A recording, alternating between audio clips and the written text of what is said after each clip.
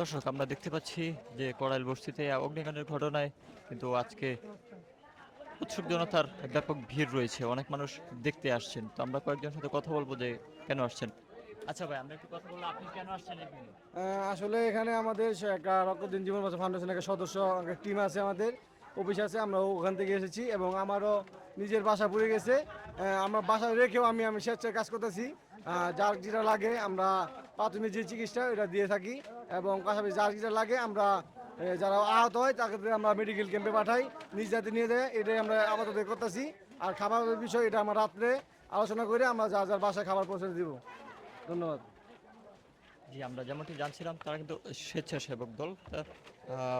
তারা মানুষের কল্যাণার্থে বিভিন্ন ধরনের সহযোগিতামূলক কার্যক্রম পরিচালনা করছেন। স্বাস্থ্যসেবা সহ খাবার দাবার বিতরণ সহ বিভিন্ন ধরনের কাজ তারা করে যাচ্ছে।